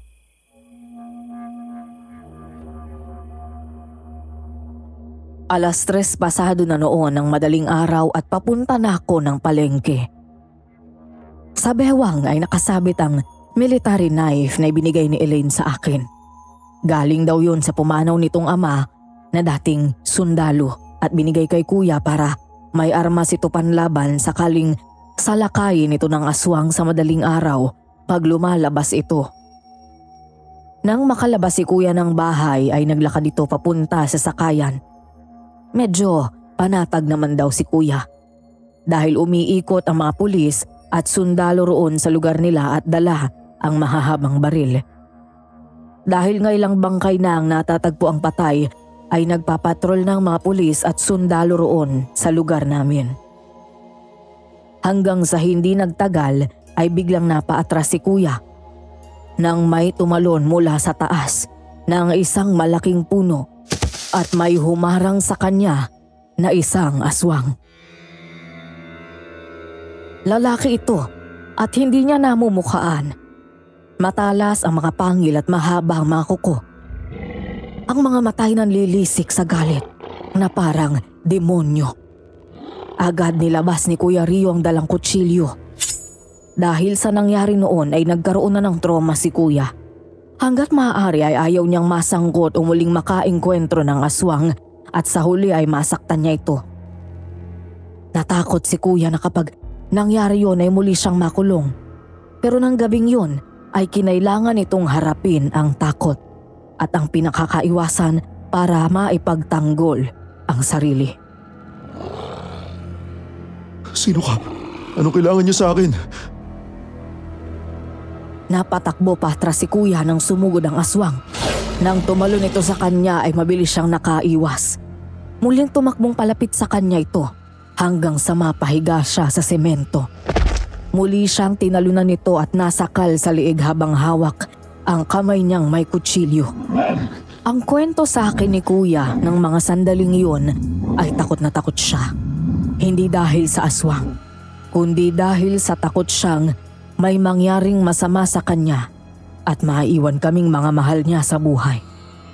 Kaya sa sandaling sukol siya ng kalaban at walang magawa, dasal ang naging sandata niya. Higit ka na makapangyarihan sa lahat.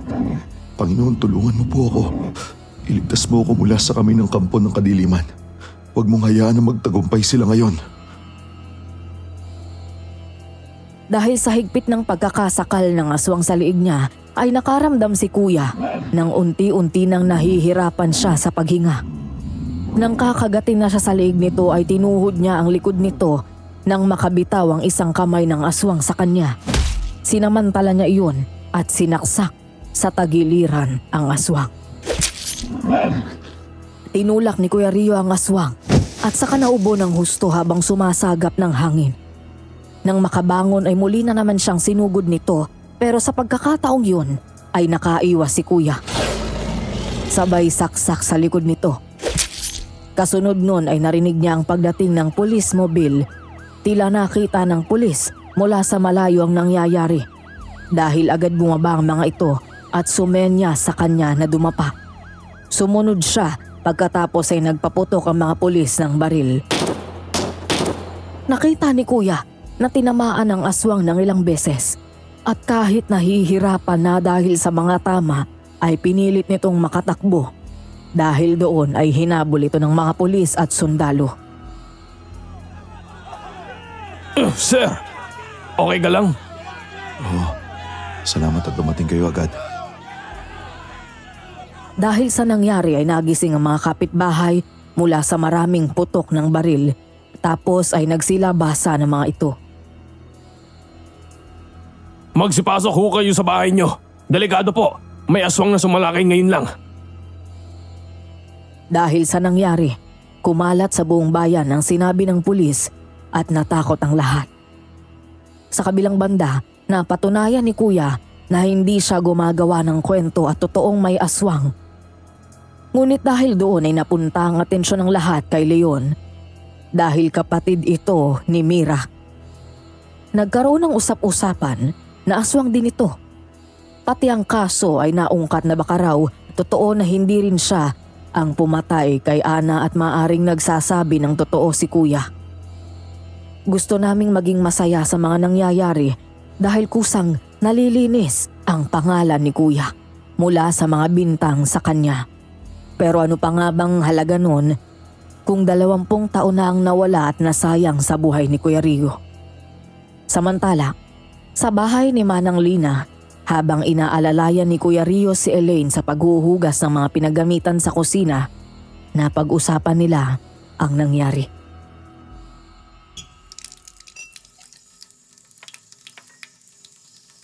Mahal, buti na lang dala mo yung binigay ko.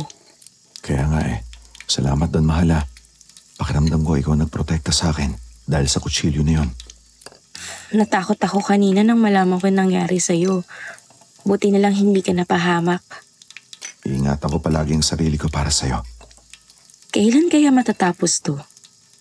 Kapag naubos na ang mga aswang na yan, lalabas tayo at magde-date. Talaga? Saan mo ako dadalhin? Saan mo ba gusto? Ang gusto ko sana pumunta sa dagat. Gusto kong pakinggan yung mga alon. Kahit hindi ko sila nakikita, at least maramdaman ko yung buhangin sa paa ko. Hayaan mo mahal, gagawin natin yan.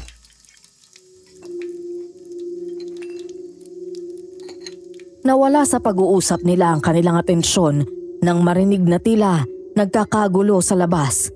Nagmadaling lumabas si Kuya Rio at Elaine. Naroon ang mga pulis at kausap si Manang Lina.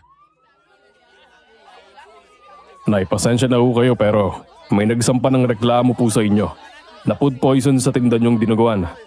Nagsukat nagtae daw pagkatapos kainin ng tinda niyo kahapon. At ang sabi pa ng mga napagtanungan namin, may bali-balita daw dito na naglalagay daw kayo ng dugo ng tao sa dinuguan niyo. Totoo po ba yon?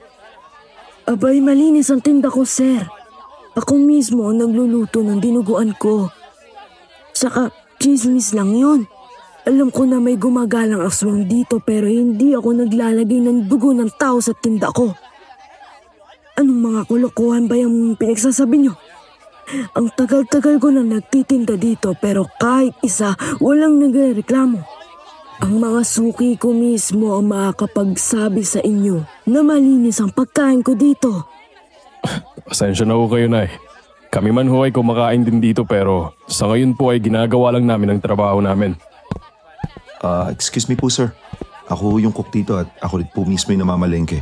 Malinis po yung baboy na binibili ko. Doon po mismo kami bumibili sa suki ni Manang ng ilang taon na. Ganun po ba? Pero pasensya na sir. Kailangan po muna namin ipatigil sa inyong pagbebenta sa ngayon habang nag-iimbestiga kami. I-inspeksyonin lang po namin yung tinda nyo pati yung mismong tindahan nyo. Ano ba naman yan? Sino ba kasing nagre-reklamo na yan? Lintik na yan. Manang, hayaan na po muna natin sila. Kailangan nilang gawin to. Wala ka dapat ikatakot, Lola. Alam natin lahat na malinis sa mga pagkain dito at wala tayong ginagawang masama.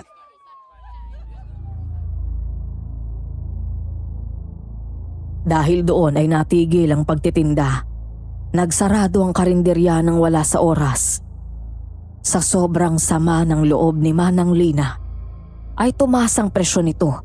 Kaya minabuti ni Elaine at Kuya Rio na pagpahingahin ito. Habang binabantayan ng mga tindera niya, kami naman ay nag-uusap sa bahay. Kumusta na si Manang Lina? Ayun, nagpapahinga na. Medyo bumaba na ang pipi niya. Buti na lang may doktor tayong kapitbahay at madaling nasaklolohan si Lola. Ano daw ang plano mo sa karinderya? Ano pa? E di maghintay na magiging resulta ng investigasyon. Tapos may dumating kanina na nag-inspection sa loob ng karinderya. Mabuti na lang palagi ako naglilinis dun. Sa ngayon, pahinga muna ang lahat. Hindi ako makapaniwala doon sa chismis na may dugo daw ng tao yung dinuguan natin. Hindi na natin maiiwasan ang ganung usapan, lalo at laganap ang aswang sa paligid natin ngayon. Kahit papaano, mapapanatag ako ngayon na sarado muna ang karinderya. Hindi mo kailangan lumabas sa madaling araw para pumunta sa palengke.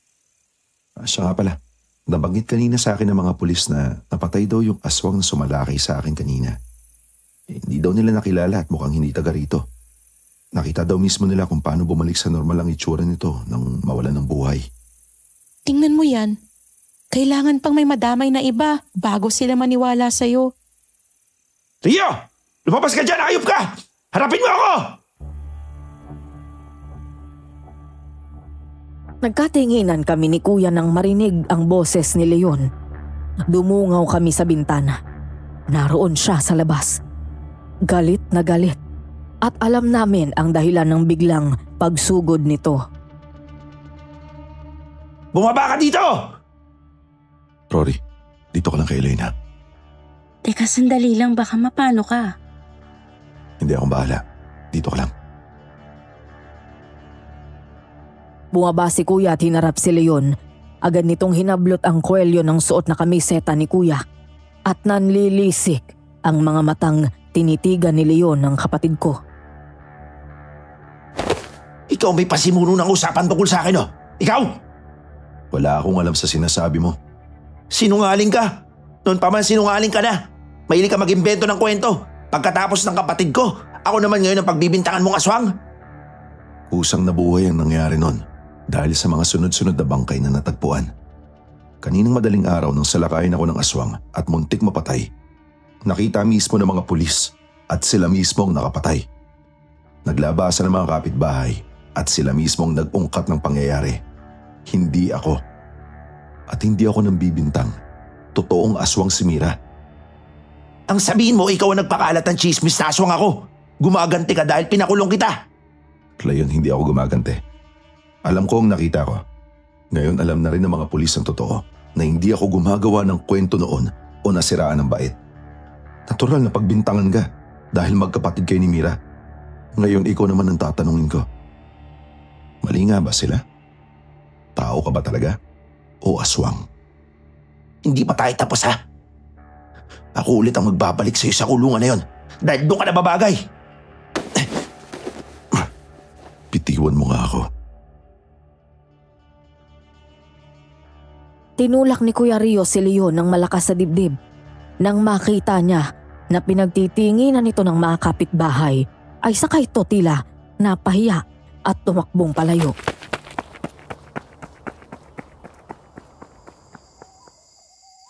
Madaling araw, pasado 3:00 ng umaga.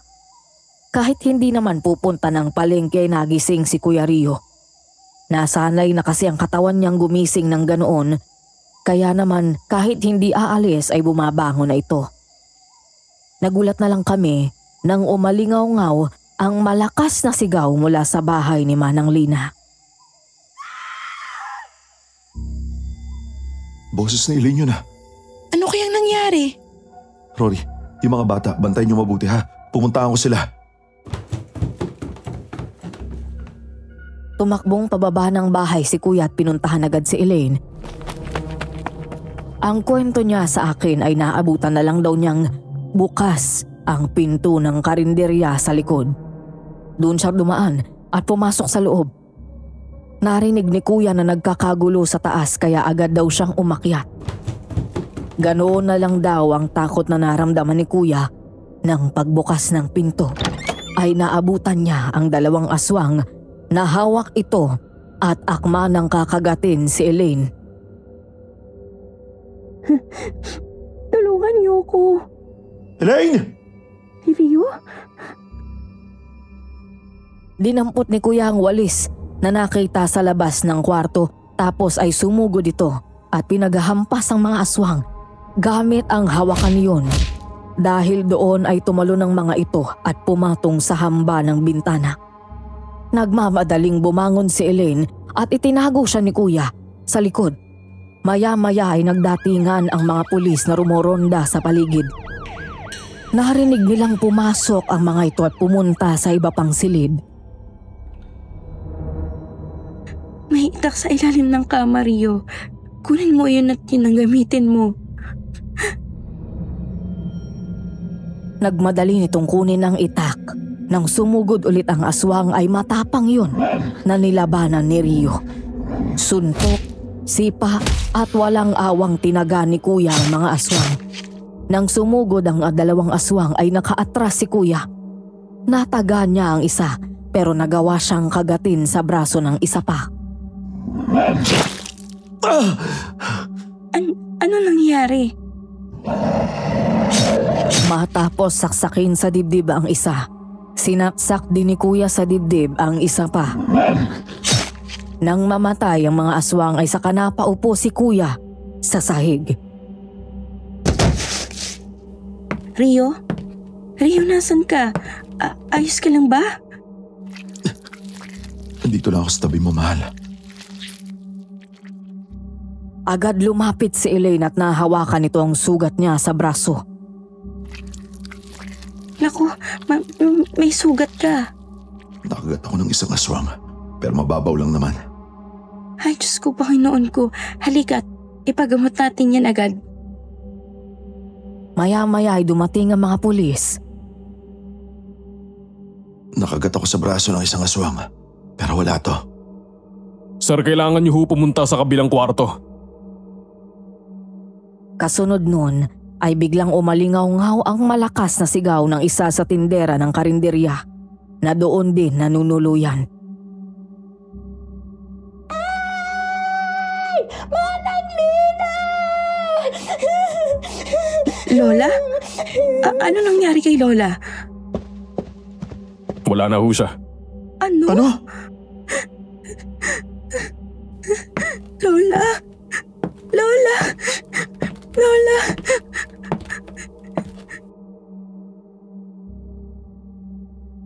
Halos nadadapa na si Elaine habang naglalakad at kinakapa ang daan papunta sa kwarto ni Manang Lina.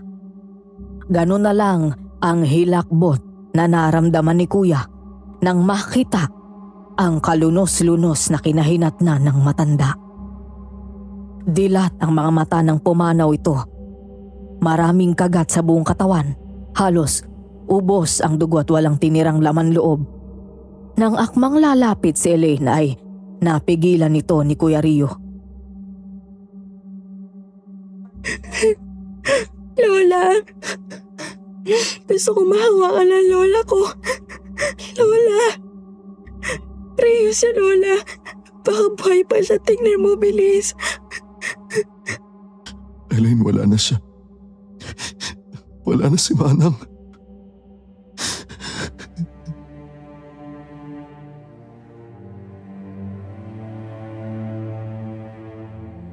Sa mga bisig ni Kuya bumuhos ang mga luha ni Elaine. Nang mga sandaling yun ay pinagpapasalamat ni Kuya na walang nakikita si Elaine dahil kung hindi, ay baka hindi nito kayanin kung sakaling nakita nito ang sinapit ng matanda mula sa aswang. Bukod kay Manang Lina, nasawi din ng isa pang tindera nila at pinatay din ang aswang ng gabing yun. Tulala si Elaine. Hindi makausap habang nagluluksa. Doon sa bahay binurol si Manang Lina. Dumagsa ang mga nakiramay. Karamihan ay nagluksa sa pagkawala ng pinakamasarap magluto ng dinuguan sa kanilang bayan. Habang si Kuya Rio ay nagpupuyos ang kalooban sa galit pero pilit nitong nilalabanan yun dahil ngayon siya ang kailangan ni Elaine. Samantala, hindi na rin pinagtagal ang burol ni Manang Lina dahil si Elaine lang naman ang nag-iisang pamilya nito. Biyuda na ito at patay na rin ang nag-iisang anak nito na alam ni Elaine. Ang isa pang tindera sa karinderya ay pinauwi na muna nila. Maya-maya ay dumating ang mga pulis.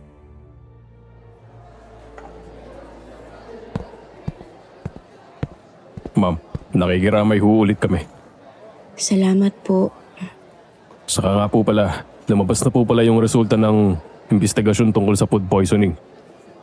Negative po mula sa kahit anong contamination ng lahat ng pagkain na kinuhaan na namin ng sample.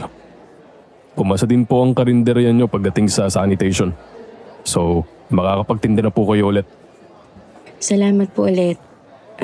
Siguradong masaya si Lola kung narito siya. Pasensya na po kung nauli ang balita namin. Wala pong anuman. Sige po, una na kami.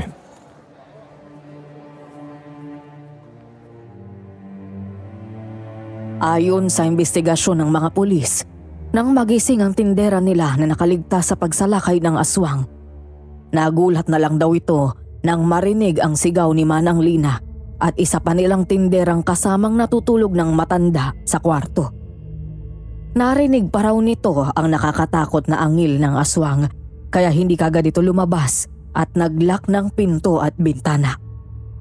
Sunod na pinasok ng mga ito ay ang kwarto nga ni Elaine.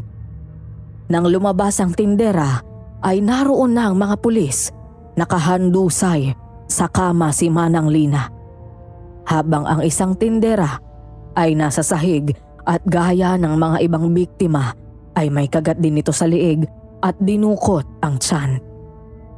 Nang umalis ang mga pulis ay malungkot na napaupo na lang si Elaine sa sofa. Tahimik na lumuluha at tulala.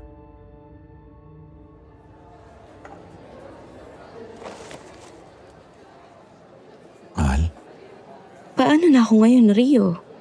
Wala na nga ang mga magulang ko na wala pa si Lola. Anong gagawin ko? Paano ako mabubuhay ng ganito ko? Bulag at walang silbi. huwag mo sabihin yan, Elaine. Hindi ka nag-iisa. Hindi kita iiwan.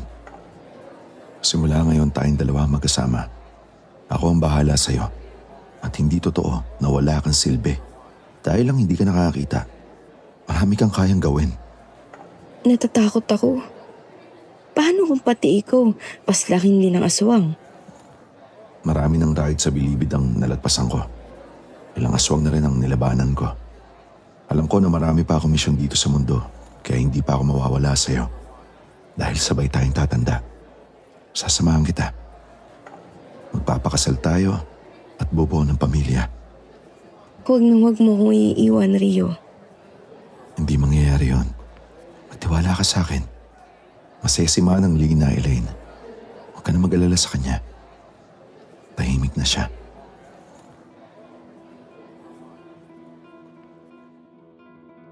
Mula nang mailibing si Manang Lina, tuluyan ng pumisan si Elaine kay Kuya Rio.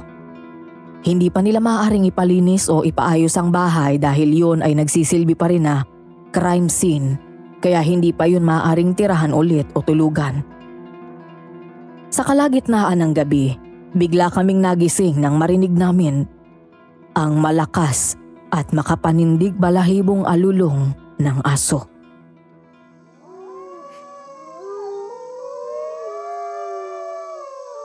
Ano yun? May aswang sa paligid. Rio, natatakot ako eh. Huwag ka matakot. Bumangon kami at yakap ni Kuya si Elaine nang lumabas sa silid. Naabutan kami ni Kuya ng asawa ko na nasa labas ng silid. Nandiyan na naman sila, Kuya. Tumawag kayo ng mga pulis. Hindi ba nag-iwan sila ng number na tatawagan? Oo, Kuya. Sandali.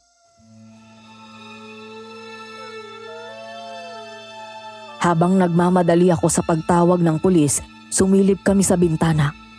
Nagkatinginan kaming magkapatid nang makita namin si Leon na naglalakad at pumasok sa bahay nila Ana. Rory, dito ka lang kay Elaine, ha?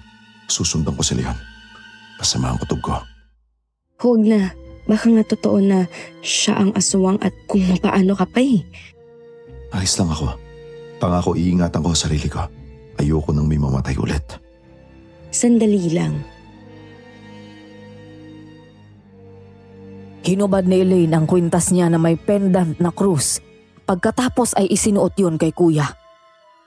Lumuluha na hinahawakan ni Elaine ang mukha nito. Ito, binigay sa akin to ng mga pulis nung gabing namatay si Lola. Sabi nila, hawak daw ito ng Lola nung namatay siya. Nabanggit sa akin ng tindera natin na may basbas daw itong krus na to. Isuot mo yan pagkatapos ay gusto ko nang bumalik ka dito ng ligtas. Hihintahin kita. Salamat, mahal. Pangako, iingatan ko ang sarili ko, ha? Rory, maglakay ng pinto. Oo, Kuya. Mag-iingat ka. Kinuha ni Kuya Rio ang binigay na kutsilyo ni Elaine pagkatapos ay nagmamadaling lumabas. Habang naglalakad siya papunta sa bahay nila Ana, ay napansin niya ang dalawang aswang na nakasunod sa kanya. Nagtataka siya dahil hindi makalapit ang mga ito.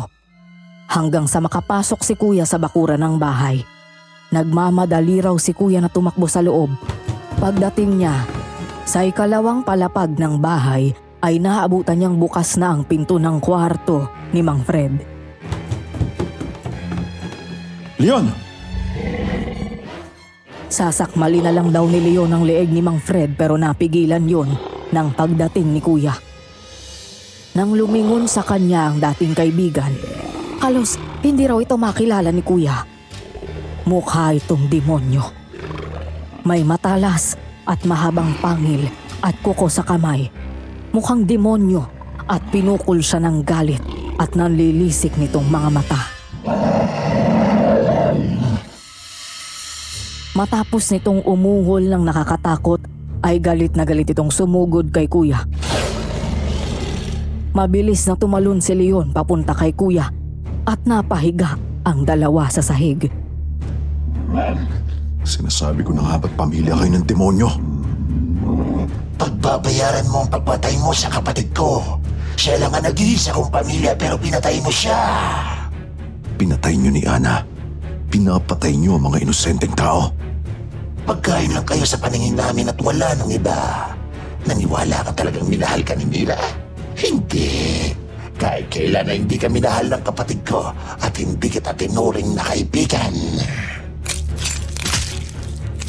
Nang akma nitong itutusok ang isang kamay nito sa tiyan ni Kuya, biglang umalingaw-ngaw ang isang putok ng baril at tinamaan ito sa likod. Nakita na lang ni Kuya na may hawak na baril si Mang Fred at ito ang bumaril kay Leon. Sinamantala ko yun at agad tinulak palayo. Ngunit agad nakabawi si Leon at sinugod ako. Naitulak ako sa pader pero nasaksak ko siya sa dibdib.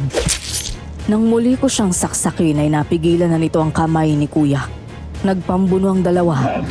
Pilit na itinutulak ni Kuya ang talim ng kutsilyo pero nilalabanan nito iyon. Nang ayaw magpatalo ni Leon, tinuhod niya ito ng malakas at siya ng ilang beses. Mamatay ka na, 10 na mga kalahi mo at bumalik kayo sa impyernong pinanggalingan nyo. Hindi kayo habang panahon na maghahari sa bahay na to at hindi mananaig ang kasamaan kahit kailan. Isang malakas na sipa ang binigay ni Kuya kay Leon kaya't nakabitaw ito. Nang muli itong magtangkang sumugod, kwento ni Kuya sa akin na sinalubong daw nito si Leon at muling sinaksak sa dibdib. Sinundan pa raw yun ng isa pang saksak sa likod mula kay Mang Fred. Para sa nag-iisa at pinakamamahal kong anak.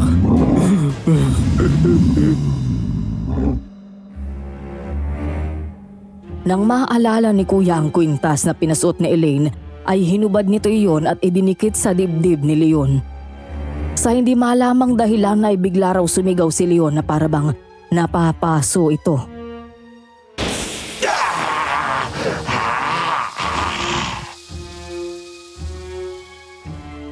Tuluyan ng nalagutan ng hininga si Leon. Bumagsak ang katawan nito sa sahig nang bitiwan nilang dalawa ni Mang Fred. Maya-maya ay dumating ang mga pulis.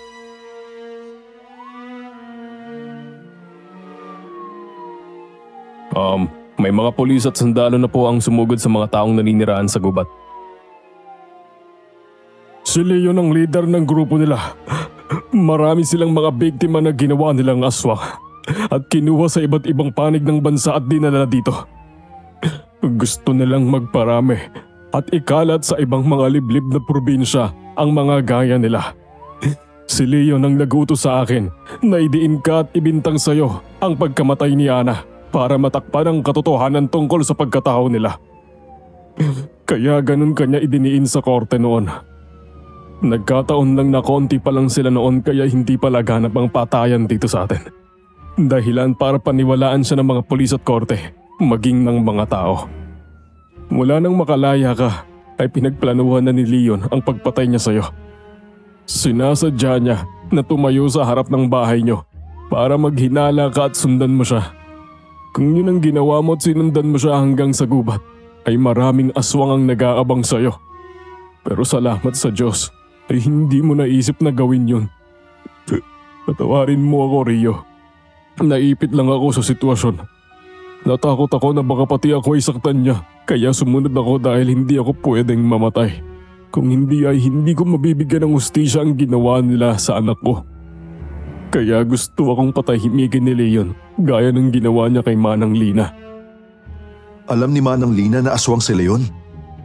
Oo, dalawa lang kaming nakakaalam. Noong gabing pinatay si Ana, narito si Manang Lina noon. Nag-uusap kami dahil nagpaplano ako para sa kaarawan ni Ana. Gusto ko siya ang magluto. Nakita namin ang nangyari. Nakita namin kung paano naging aswang ang magkapatid at pinaslang ang anak ko. Papatahin dapat kami ni Leon pero nakiusap kami. Kapalit ng buhay namin, pumayag ako sa gusto niya na idiin ka sa kaso. Si Manang Lina naman ay ginawa niyang tagaluto ng dinuguan na puro dugo at laman ng tao na pagkain ng mga kasama nitong aswang na nakatira sa gubat. Kung ganun, yung laman ng kaldero na palagi ko nakikita na kinukuha ni Leon sa karinderya tuwing madaling araw. Oo, pero ang tinitinda ni Manang Lina sa karinderya ay totoong malinis. Si Leon mismong nagpakahalat sa chismis na yon. Nagalit siya kay Manang Lina dahil nang dumating ka ay agad kanyang pinalit dito. Patawarin mo ako sa lahat ng nagawa ko, Rio. 20 taon ako nakulong dahil sa pagdidiin niyo sa akin sa kasalanan na hindi ko ginawa. Ginawa niyo ako siraulo at sinungaling sa harap ng mga pulis at ng korte. Paano niyo ibabalik ang lahat ng nawala sa akin, ha? Itatama ko ang mga mali ko. Alam ko hindi nagustuhan ni Ana ang mga ginawa ko kaya hayaan mo akong makabawi sa'yo. Sir, kung ganun ho ay sumama na kayo sa amin.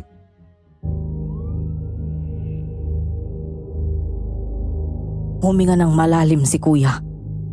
Sabi niya sa akin na gumaan ang kanyang pakiramdam at tila may mabigat na batong nakadagan ang nawala sa dibdib nito.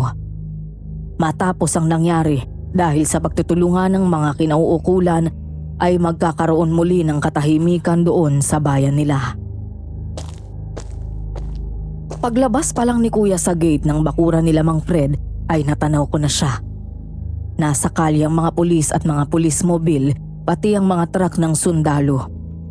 Ang mga kapitbahay namin na lumabas mula sa kanila ay binabati si Kuya habang naglalakad. Elaine, pabalik na si Kuya! Nagmamadali si Elaine na lumabas ng kwarto. Inalalayan ko itong bumaba. Napangiti ako nang makita si Kuyang huminto sa paglalakad at ngumiti nang makita si Elaine. Nasaan siya? Lakad ka ng diretsyo. Naghihintay si Kuya sa'yo.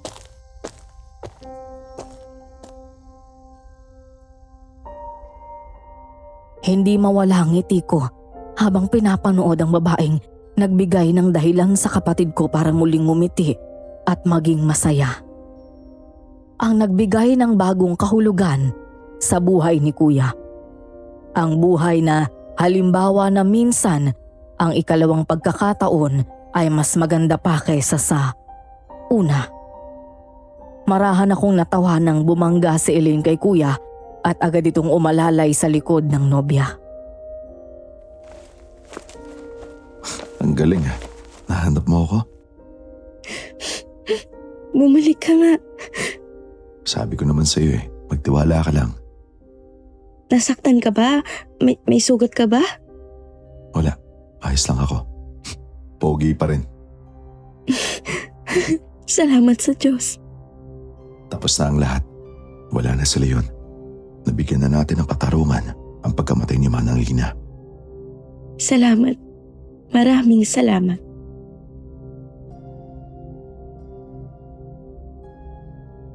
Ilang buwan ang lumipas mula nang mamatay si Leon. Nang gabing iyon sa pagsugod ng mga pulis sa sundalo sa gubat, marami silang mga napatay na aswang. May ilan ding nasawi at nasugatan na hanay ng mga pulis at sundalo. Sa kasamaang palad ay may ilang nakatakas at patuloy pa ring tinutugis. Ang balita pa namin ay umalis ang mga ito sa bayan, ngayon naman ay nanumbalik na ang katahimikan sa paligid. Ang dating bayan na balot ng takot ay naging malaya na ulit. Ngunit palagi na rin kaming nag-iingat. Samantala, tuluyang nalinis ang pangalan ni Kuya Rio. Salamat kay Mang Fred at sa pag-amin nito ng katotohanan.